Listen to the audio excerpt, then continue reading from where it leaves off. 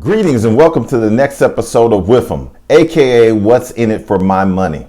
I'm your host, Andre Gordon, and this is the latest update to my last video, which was the Federal Reserve and one of its primary responsibilities, which is promoting financial stability. Before I get started, please do not forget to smash the like button and hit that subscriber button to become a part of the family so you can get updated content on a weekly basis. During my last video where I talked about the second of 5 general functions for the Federal Reserve, one of the aspects that I highlighted that was implemented since the 2007 financial crisis was the use of a stress test against all financial institutions. As a reminder, what is a stress test? The stress test was as a result of the 2007 financial crisis that came via the landmark legislation, the Dodd-Frank Act.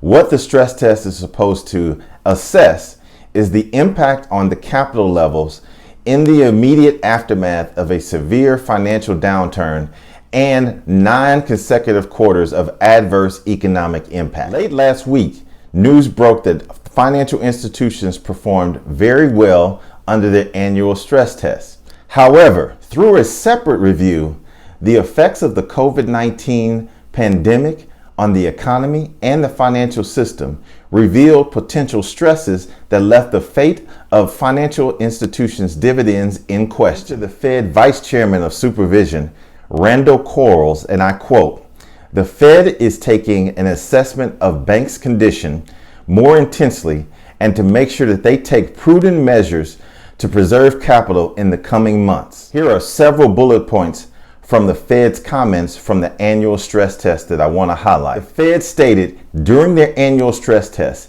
that several big financial institutions could get uncomfortably near their minimum capital levels should the coronavirus pandemic worsen.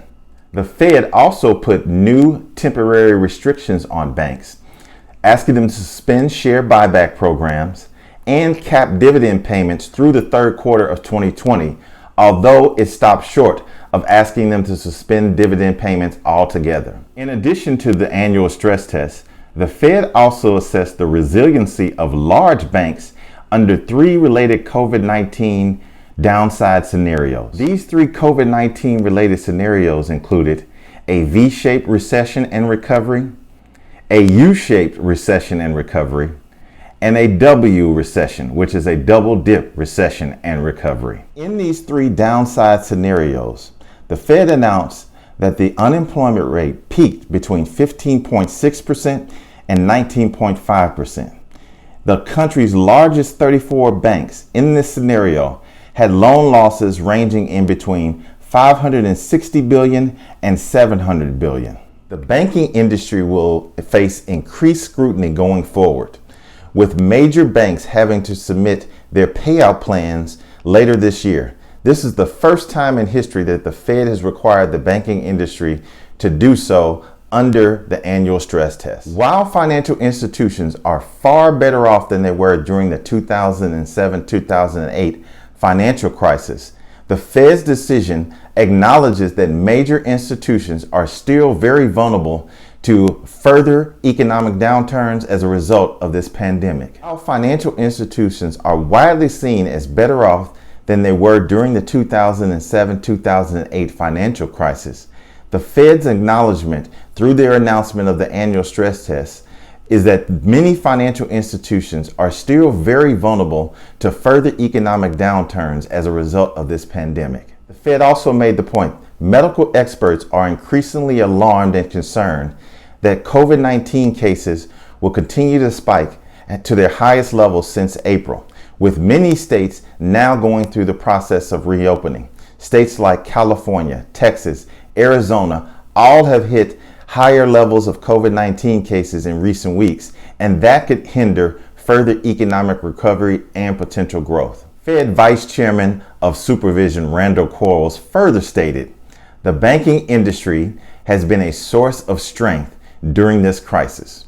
The results of our sensitivity analysis show that these financial institutions can remain strong, and we will continue to do our further due diligence under many different scenarios to ensure that outcome." In an effort to prevent the type of catastrophe economically that happened during the 2007 and 2008 financial crisis, the Fed has implemented a number of steps, such as the stress test, to assess distress levels of all of these financial institutions and look at the potential of their failure as the economic conditions worsen. As a result of this information that was released on Thursday afternoon, all of the major stock indices turned negative.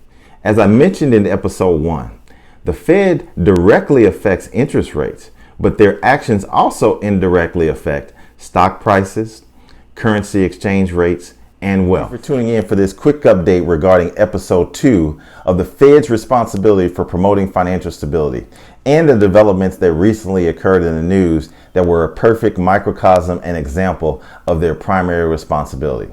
Tune into the next episode where we will discuss the third of 5 general functions for the Federal Reserve, which is supervising and regulating financial institutions and their activities. Please don't forget to hit the like button and subscriber button. Thank you again for tuning in.